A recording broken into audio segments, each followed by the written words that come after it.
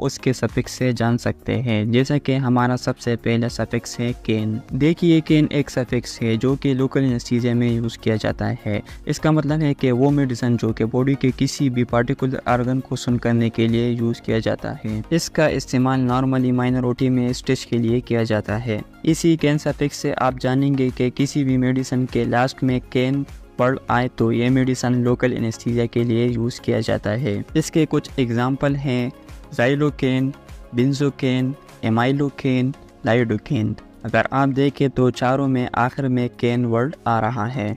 Next हमारा suffix है माइसिन। माइसिन का यूज़ एंटीबायोटिक में किया जाता है। एंटीबायोटिक वो मेडिसिन है जो कि इन्फेक्शन के लिए यूज़ की जाती है।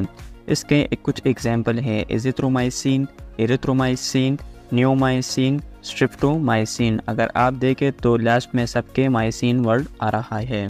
नेक्स्ट सफिक्स है हमारे पास ओलोल। ये होता है बीटा ब्लॉकर, यानी इसका इस्तेमाल हाइपरटेंशन या हार्ट अटैक जैसे कंडीशन में किया जाता है। अगर किसी को हार्ट से रिलेटेड कोई बीमारी है तो इसके लिए बीटा ब्लॉकर का यूज़ किया जाता है। इसके कुछ एग्जाम्पल है मीटोप्रोलोल, एटिनोलोल, इस्मोलोल, बिसोप्रोलोल। अगर आप देखें तो सब में आखिर में ओलोल शब्द आ रहा है। ये सब एग्जाम्पल है बीटा ब्लॉकर मेडिसिन का। यहाँ पर आप इमेज भी देख सकते हैं एटिनिनोल टेबलेट का। इसका इस्तेमाल हाई ब्लड प्रेशर में किया जाता है, यानी किसी पेशेंट का जब ब्लड प्रेशर हाई हो जाता है तो उसको नॉर्मल करने के लिए एटिनिनोल टेबलेट दिया जाता है। नेक्स्ट सफिक्स है हमारे पास माइट एंड जाइट। दोनों का मतलब है डायूरेटिक, यानी ये हमारे यूरिन के मिकदार को बढ़ाता है जिनकी वजह से हमें बार बार पेशाब आता है। ये उन पेशेंट को दिया जाता है जिनका ब्लड प्रेशर बहुत ज़्यादा हाई हो या बॉडी में बहुत ज़्यादा स्वेलिंग हो यानी एडिमा हो, तो उन कंडीशन में इनको डायूरेटिक मेडिसिन दिया जाता है। इसके कुछ एग्जाम्पल है फुरुसिमाइड, बुमीथेनाइड, बेंजोथाइजाइड, फ्लोरोथाइजाइड। तो ये मेडिसिन माइट और जाइट के एग्जाम्पल है जिसे आप देखकर आसानी से समझ सकते हैं। यहाँ पर मैंने एक इमेज लगाई हुई है। लाइसिक्स नाम से मार्केट में अवेलेबल है फुरुसिमाइड, इसकी कंपोजिशन है। ये मेडिसिन भी डायूरेटिक है और बहुत ज़्यादा यूज़ की जाती है। नेक्स्ट सफिक्स है वीर। अगर किसी भी मेडिसिन के एंड में आपको वीर शब्द नज़र आए तो आप समझ जाना कि ये एंटीवायरल मेडिसिन है। ये आपको वायरल इन्फेक्शन से बचाने का काम करती है। इसके कुछ एग्जाम्पल है एसाइक्लोवीर, राइटोनावीर, इंडिनावीर। यहाँ पर मैंने एक इमेज भी लगाई हुई है जिसके कंपोजिशन में आपको वीर शब्द नज़र आ रहा है। नेक्स्ट सफिक्स है पाम। इसका इस्तेमाल एंटी एंजाइटी के रूप में किया जाता है, यानी किसी को घबराहट होती है, बेचैनी होती है या फिर नींद नहीं आती है तो उस कंडीशन में इसको एंटी एंजाइटी मेडिसिन दी जाती है जो कि है डाइज़ेपाम और लोराज़ेपाम। दोनों के आखिर में पाम शब्द आ रहा है। यहाँ पर मैंने इमेज भी लगाई हुई है डाइज़ेपाम और लोराज़ेपाम। तो ये दोनों मेडिसिन एंटी एंजाइटी मेडिसिन है। नेक्स्ट है अस्टेटिन। अस्टेटिन का यूज़ एंटी हाइपर लिपिडेमिक में किया जाता है, यानी वो लोग जिनका लिपिड ज़्यादा बढ़ जाता है यानी कोलेस्ट्रॉल लेवल बहुत ज़्यादा बढ़ जाता है तो उनको अस्टेटिन मेडिसिन दी जाती है। और इन पेशेंट को हार्ट अटैक के चांसेस बहुत ज़्यादा रहते हैं, इसलिए इनको अस्टेटिन मेडिसिन दी जाती है। इसके एग्जाम्पल है अटोरवास्टेटिन, सिमवास्टेटिन, लुवास्टेटिन। यहाँ पर हमने इमेज भी लगाई हुई है अटोरवास्टेटिन की। अगर आप लास्ट में देखें तो स्टेटिन लिखा हुआ है। ये मेडिसिन लिपिड्स को कम करने के लिए यूज़ की जाती है। नेक्स्ट सफिक्स है सोन। सोन एक ऐसी दवाई है जो कि स्टेरॉइड के रूप में यूज़ किया जाता है और आपको पता होना चाहिए कि स्टेरॉइड का काम है हमारी बॉडी से इन्फ्लेमेशन को दूर करना। लेकिन इनमें से कोई भी मेडिसिन बगैर डॉक्टर के प्रिस्क्रिप्शन के आपने यूज़ नहीं करनी, ये आप याद रखें। और इसके एग्जाम्पल है बीटामिथासोन, कॉर्टिसोन, डेक्सामिथासोन। यहाँ पर आप इमेज भी देख सकते हैं डेक्सोना की, जिसकी कंपोजिशन है डेक्सामिथासोन। तो आखिर में सोन लफ्ज़ आ रहा है। तो इन सब का इस्तेमाल स्टेरॉइड के रूप में किया जाता है जो कि बॉडी में सूजन को कम करता है। नेक्स्ट सफिक्स है अजोल। अजोल का इस्तेमाल एंटी फंगल में किया जाता है। फंगल के बचाव में अजोल का यूज़ किया जाता है। इसके एग्जाम्पल है कीटोकोनाजोल, फ्लूकोनाजोल, इकोनाजोल, मीकोनाजोल। इन सब के लास्ट में अजोल आ रहा है। तो अगर आप किसी भी मेडिसिन के लास्ट में अजोल देखें तो आप समझ जाना कि ये एंटी फंगल मेडिसिन है जो कि फंगल इन्फेक्शन के लिए यूज़ की जाती है।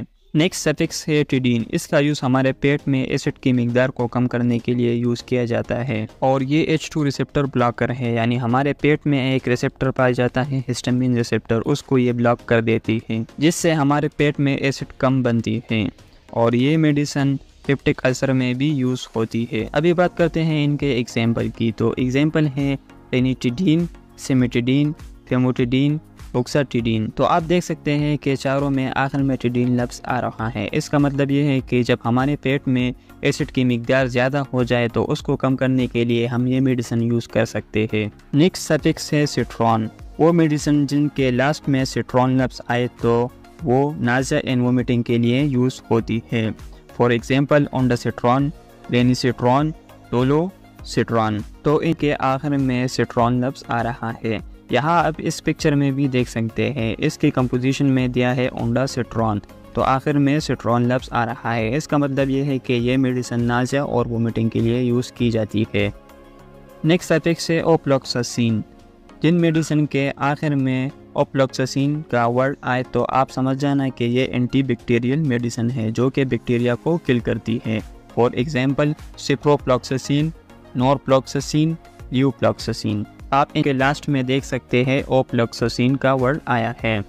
यहाँ इस पिक्चर में भी आप देख सकते हैं, अगर कंपोजिशन में देखें तो सिप्रोफ्लॉक्सासिन आखिर में ओफ्लॉक्सासिन का वर्ड आया है। इसका मतलब ये है कि ये एंटीबैक्टीरियल मेडिसिन है जो कि बैक्टीरिया को ख़त्म करता है। नेक्स्ट सफिक्स है निडाज़ोल। अगर किसी मेडिसिन के लास्ट में निडाज़ोल का वर्ड आए तो ये मेडिसिन एंटी एमोबिक मेडिसिन है, यानी ये वो मेडिसिन है जो कि अमीबा और दूसरे प्रोटोजोआ को किल करती है। इस मेडिसिन का इस्तेमाल डायरिया और लूज मोशन के लिए किया जाता है, यानी किसी को डायरिया या लूज मोशन हो तो इस मेडिसिन का इस्तेमाल कर सकते हैं। फॉर एग्जांपल मेट्रोनिडाज़ोल और निडाज़ोल, टीनिडाज़ोल। तो आप देख सकते हैं कि इनके आखिर में निडाज़ोल का लफ्ज़ आ रहा है, तो इसका मतलब ये है कि ये मेडिसिन एंटी एमोबिक मेडिसिन है जो कि लूज मोशन और डायरिया के लिए यूज़ की जाती है। नेक्स्ट सफिक्स है ट्रिप्टिन। वो मेडिसिन जिनके आखिर में ट्रिप्टिन का वर्ड आए तो वो माइग्रेन के लिए यूज़ की जाती है। माइग्रेन उस सर दर्द को कहते हैं जो कि बहुत अरसे से हो। For example sumatriptan, rizatriptan, naratriptan. तो ये मेडिसिन आप देख सकते हैं कि इनके आखिर में ट्रिप्टिन का वर्ड आ रहा है। नेक्स्ट सफिक्स है प्रोपिन। प्रोपिन ये वो मेडिसिन है जो कि NSAID में आती है, यानी non steroidal anti inflammatory drugs. इनका यूज़ एनाल्जेसिक में, एंटी इन्फ्लेमेटरी, एंटीपायरेटिक में किया जाता है, यानी दर्द में, बुखार में और इन्फ्लेमेशन में किया जाता है। For example ibuprofen, ketoprofen, flurbiprofen. इनके आखिर में प्रोपिन का वर्ड आ रहा है। नेक्स्ट सब्जेक्ट है प्रज़ोल। वो मेडिसिन जिनके लास्ट में प्रज़ोल का वर्ड आए तो ये हमारे बॉडी में गैस और एसिड की मिकदार को कम करने के लिए यूज़ की जाती है। For example pantoprazole, omeprazole, esomeprazole, rabeprazole. तो इन चारों के लास्ट में प्रज़ोल का वर्ड आ रहा है। नेक्स्ट है ग्लिप्टिन। वो मेडिसिन जिनके लास्ट में ग्लिप्टिन का वर्ड आए तो वो डायबिटीज़ के लिए यूज़ की जाती है, यानी उन पेशेंट के लिए जिनको शुगर हो। For example sitagliptin, vildagliptin, alogliptin, linagliptin. इन चारों के लास्ट में ग्लिप्टिन का वर्ड आ रहा है। इसका मतलब है ये डायबिटीज़ के लिए यूज़ की जाती है। नेक्स्ट सफिक्स है टिरोल। जिन मेडिसिन के लास्ट में टिरोल का वर्ड आए तो वो ब्रोंकोडाइलेटर मेडिसिन है, यानी ब्रोंकाई को डायलेट करने के लिए इसका यूज़ किया जाता है। ये स्पेशली अस्थमा के पेशेंट को दिया जाता है। फॉर एग्जांपल अल्बुटिरोल, इनको सल्बूटामोल भी कहा जाता है। बम्बूटिरोल, सल्मीटिरोल, फॉर्मोटिरोल। इन चारों के लास्ट में टिरोल का वर्ड आ रहा है। अस्थमा के जो पेशेंट होते हैं वो इस इनहेलर के ज़रिए इन मेडिसिन का यूज़ करता है। नेक्स्ट सफिक्स है ज़ोलाइन। ज़ोलाइन का इस्तेमाल हम नेज़ल डिकॉन्जेस्शन के लिए करते हैं, यानी जब हमारी नाक बंद हो जाती है और हम ठीक से सांस नहीं ले सकते तो तब हम इन मेडिसिन का इस्तेमाल करते हैं। ऑक्सीमीटाज़ोलाइन, ज़ाइलोमीटाज़ोलाइन। तो इसके लास्ट में आप ज़ोलाइन का वर्ड दे सकते हैं। तो ये मेडिसिन जब आपकी नाक बंद हो तो उसको खोलने के लिए यूज़ की जाती है। तो दोस्तों उम्मीद है आप लोगों ने वीडियो से बहुत कुछ सीखा होगा। वैसे तो और भी मेडिसिन बहुत ज़्यादा है लेकिन फिर वीडियो बहुत लंबी हो जाएगी।